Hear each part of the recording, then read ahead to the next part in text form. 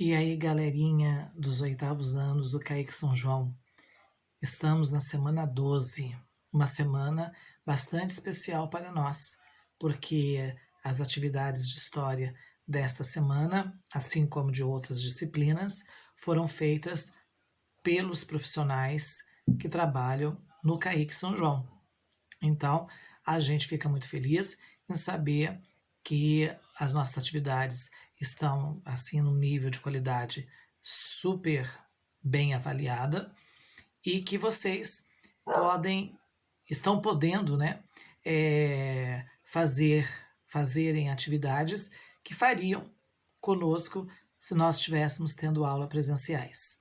É uma forma de matar a saudade, né, do estilo de cada professor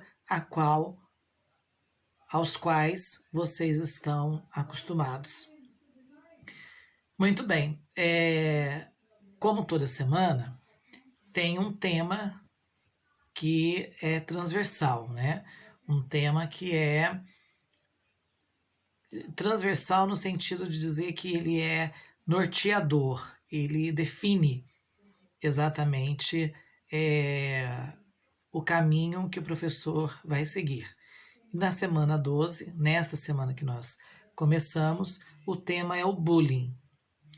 Nos vídeos que estão lá na plataforma, nós já explicamos, não só eu, mas outros profissionais que trabalham no CAIC São João, falaram amplamente o que significa o termo bullying, quando que o termo bullying começou a ser utilizado de forma mais popular. Mas num rápido histórico, lembrar que o termo bullying, ele já foi utilizado, ele começou a ser utilizado no meio acadêmico, né, nas universidades, pelos estudiosos, pelos pesquisadores, lá no início da década de 90, perdão, no início da década de 1980, lá na Noruega, foi ser utilizado numa universidade por um pesquisador o termo bullying para explicar, para definir certas atitudes, certos comentários, certas brincadeiras, entre aspas, essas brincadeiras, que são feitas com os coleguinhas e que muitas vezes não são muito agradáveis e que acabam chateando, aborrecendo o coleguinha que foi a vítima da brincadeira ou do comentário. No final dos anos 90, mais precisamente em 1999, houve um massacre num colégio no interior dos Estados Unidos e o aluno que provocou o massacre era vítima de bullying. Então, a partir dali, a imprensa norte-americana e o resto do mundo passou a utilizar o termo bullying para designar, para identificar todo tipo de atitude que gera alguma forma de constrangimento, alguma forma de humilhação, alguma forma de isolamento, de tratamento exclusivo, né, assim, de exclusão, e que causa danos morais, causa danos emocionais à pessoa. Então, bullying tornou-se, com o passar dos anos, um ato criminoso.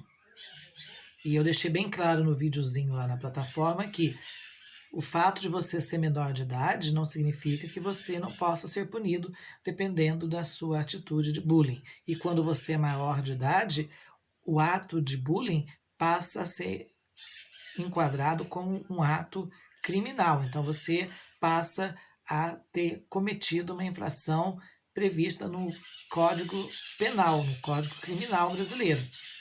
Aí a situação fica mais complicada do que ela realmente poderia ser. Beleza?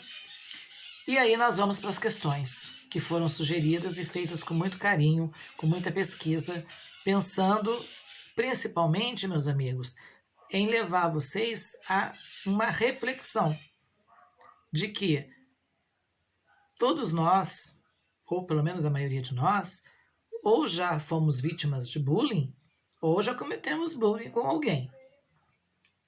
Isso aí é uma verdade.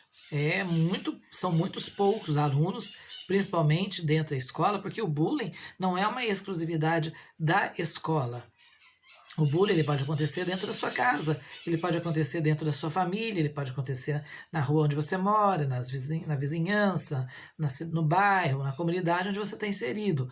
Geralmente acontece mais na escola, porque é onde os alunos passam boa parte do tempo e numa quantidade maior de jovens e crianças juntos. Então, a diversidade, né, a variedade de personalidade, de características físicas, de crenças religiosas, de orientações sexuais e todo tipo de perfil biológico se encontram dentro da escola. Então, ela acaba sendo o local onde o bullying acontece com maior frequência, mas não quer dizer que é o único lugar.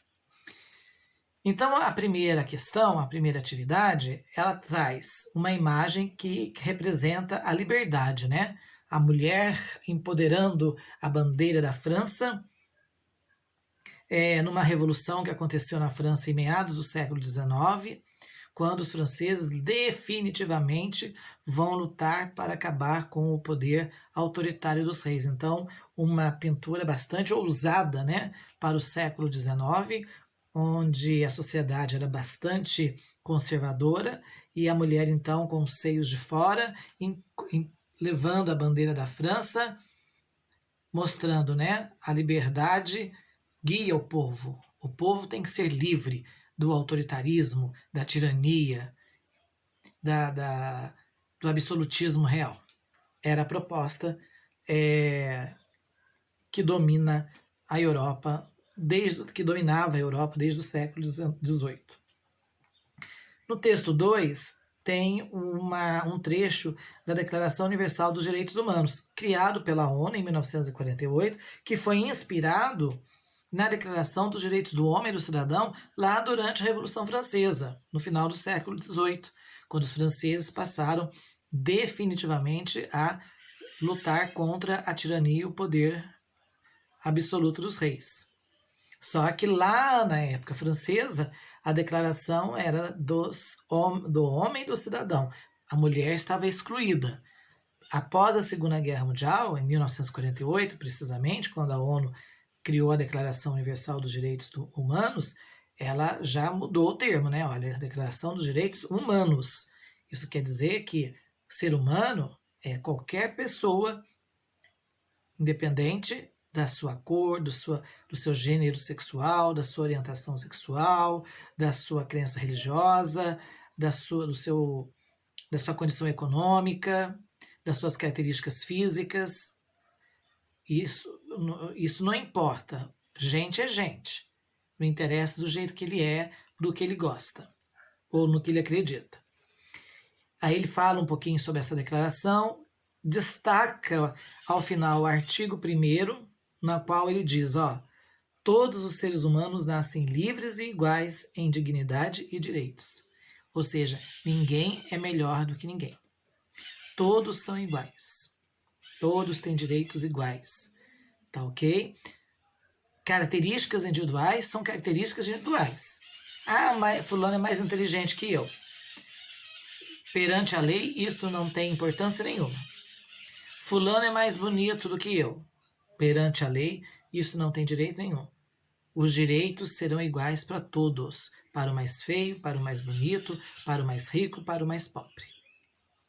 E depois vem o texto 3, que fala sobre o bullying em si, né? O que é bullying, quais os problemas que o bullying causa no emocional, porque tem gente que leva de boa, tem gente que tá tranquilo, mas tem gente que carrega aquilo como um trauma para o resto da vida. Aquilo vira um bloqueio na vida, no psíquico da pessoa, e para sair daquilo, somente às vezes com um longo tratamento terapêutico por longos anos.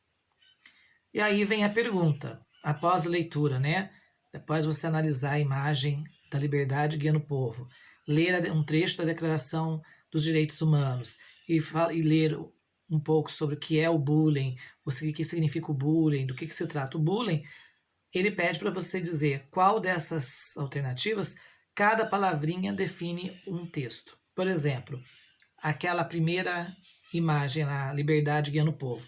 Que palavra definiria aquela imagem? Cidadania? Progresso?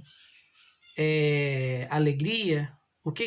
Que palavra definiria aquela imagem? Quando se fala da Declaração dos Direitos Humanos, que palavra definiria essa declaração? É um código de leis. Eles estão defendendo o quê? Então, prestem bem atenção nas alternativas e associem com os textos, com as imagens, com a imagem com os textos que vocês matam facilmente. Depois vem a questão 2, que mostra um menino ali, né, sendo bullyingado, né, ou seja, sofrendo bullying na escola, assim, ali sendo os meninos tirando sarro dele, tirando onda da cara dele, fazendo algum tipo de comentário, piadinha. Então, ele deixa bem claro ali, ó, o bullying deixa marcas para a vida toda, até em quem não é vítima. Porque, gente, você, depois que pratica o bullying, tem muita gente que, se tiver uma boa índole, pensa, a consciência dói. E aí ele grifa, logo na primeira linha do texto, ele grifa a palavra mimimi. E é sobre essa palavra que ele quer que você dê a definição. Mimimi ali está no sentido de quê? Do menino ser pequenininho, mimimi no sentido de ser um menino enjoadinho, de ser uma pessoa que não pode brincar com ela porque ela é toda queimadinha, né? Ela não tem bom senso, não tem um bom senso de humor, qualquer brincadeirinha ela já leva para ignorância, já leva como ofensa. Mimimi ali quer dizer o quê? Tem um significado, tem um sinônimo de quê? De frescura, né? É porque a pessoa que reclama de tudo é fresca, não fica de mimimi. Então, é só associar a alternativa que mais bate com o sinônimo de mimimi. E a última questão, tem aí um rapaz, né? Um jovem, daqueles fortes, valentões, daqueles tipos, né? Tipo os pitbull que a gente encontra na escola, né? Com um rapazinho, né, um CDF de óculos, todo quietinho, né, que vive sendo sacaneado.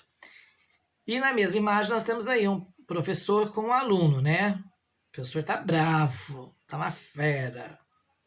E o aluno não tá gostando muito da atitude do professor. Então ele quer saber dessas imagens, dessas ações que estão ali, todas são bullying. Qual dessas ações é a mais grave? Qual dessas, se você olhar, qual é aquela que realmente, assim, pode ser considerado o caso mais grave de bullying? É o rapaz lá pegando o menininho e querendo mostrar, olha, eu sou fortão da turma, você é o fraquinho? Ou é o professor lá bravo com o aluno, ou é o aluno lá olhando torto, desafiando o professor, fechando a cara para o professor? Qual delas é a mais grave de bullying? Então aí tem que pensar, olhar bem as imagens, olhar as alternativas e pensar, tá bom? Um abraço para vocês e até a próxima semana.